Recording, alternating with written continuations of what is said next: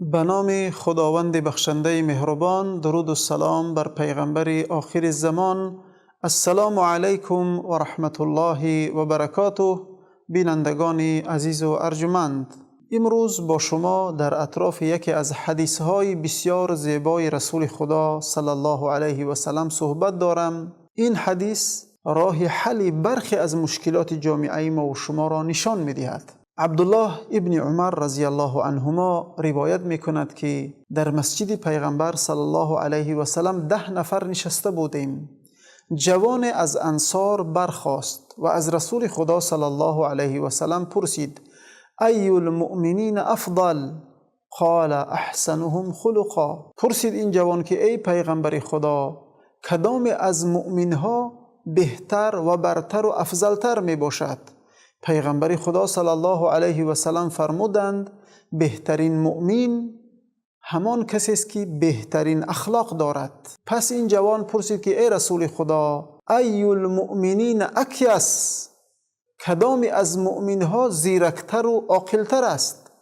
پیغمبر خدا صلی الله علیه و سلم فرمودند: اکثرهم للموت ذکرا و احسنهم استعدادا قبل ان ینزل به اولئک الاکیاس. پیغمبر خدا صلی الله علیه و سلم فرمودند: زیرکترین مؤمن همان مؤمن است که بسیار مرگ را به خاطر می آورد، برای آخرت خود خوب عمل می کند پیش از این که مرگ به سر او بیاید.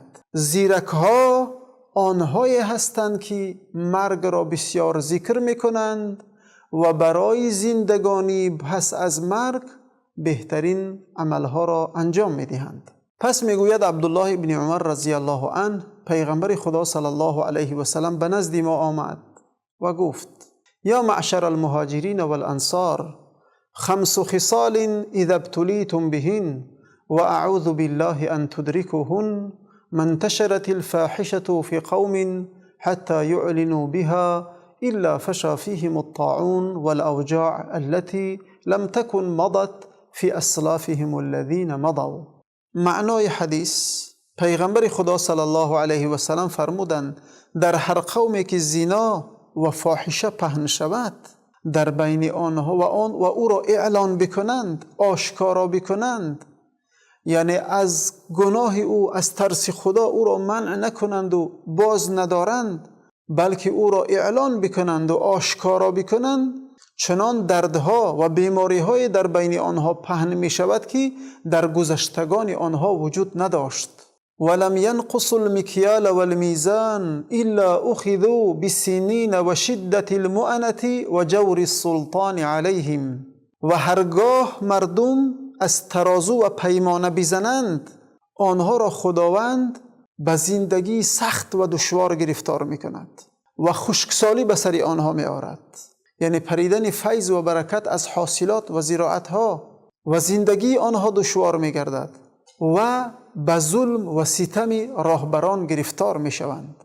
ولم یمنعوا زکات اموالهم الا منعوا قطر من السماء. و هرگاهی که مردم زکات مال را منع بکنند، زکات مالشان را ندهند، خداوند باران را بالای آنها منع می کند.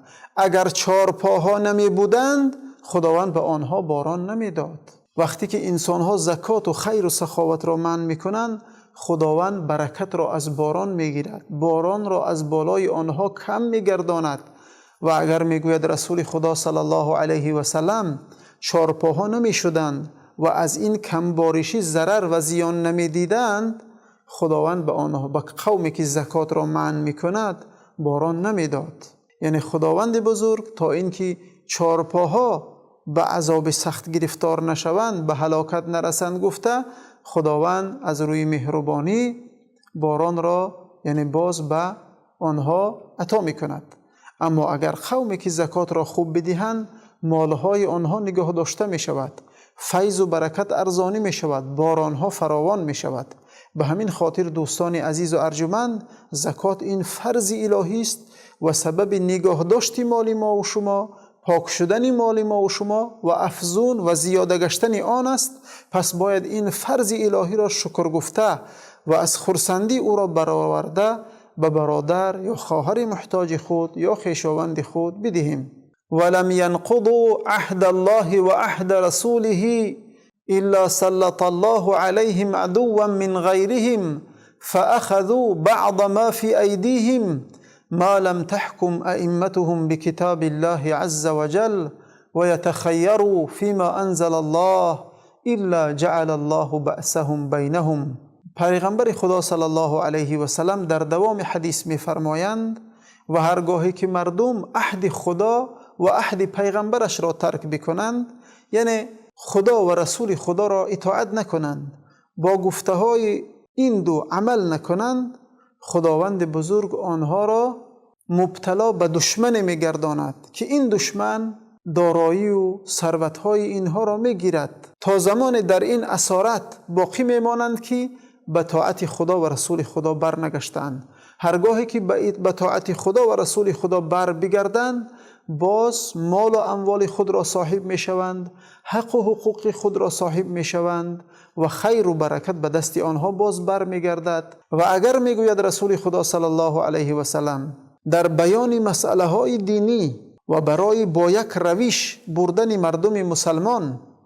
مردم مسلمان علمای برجسته و پرهیزگار و با تقوای خود را اطاعت نکند، به فتوای هر گونه شخصهای غرضدار و اغوا انگیز برود، در بین مسلمان ها جوش و خروش و فتنه و جنگ و جدال برمیخیزد، وحدت از بین می رود.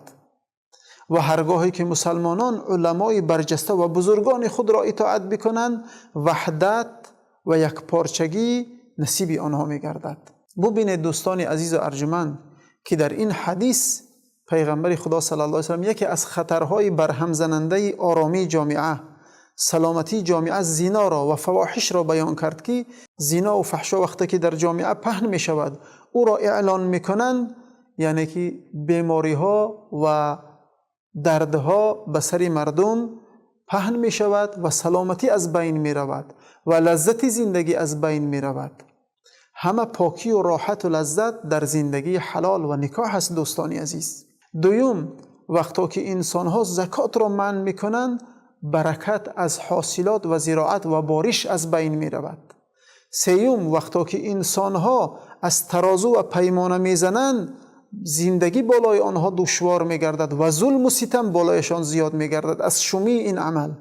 برای همین دوستان عزیز، همه ما و شما باید ترازو و پیمانه های خود را دقت بدهیم و کوشش بکنیم که ذره حق برادر مؤمن را نخوریم، تا رزق روزی خود را حرام نگردانیم و زندگی دشوار نشود و جور و ستم بالای ما و شما کاسته گردد.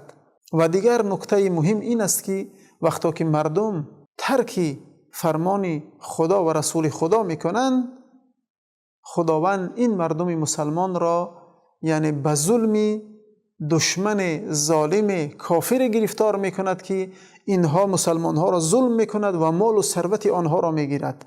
وقتی که مردم مسلمان توبه کردند و به طاعت خدا، به دین خدا برگشتند، باز صاحب قدرت و ملک و دولت میشوند، ثروت های خود را از دست بیگانگان میگیرند و فراخی و فراوانی و تنجی و آرامی نصیبشان میگردد. خداوند بزرگ این تنجی و آرامی، این خیر و برکت و این بازگشت خوب را به سویش نصیبمان بگرداند تا ثروت‌های ما و شما مسلمانان، دارایی‌های ما و شما مسلمانان و امن و امنیت و آرامی و برادری رضای الله و برکات او نصیبمان گردد. آمین یا رب العالمین.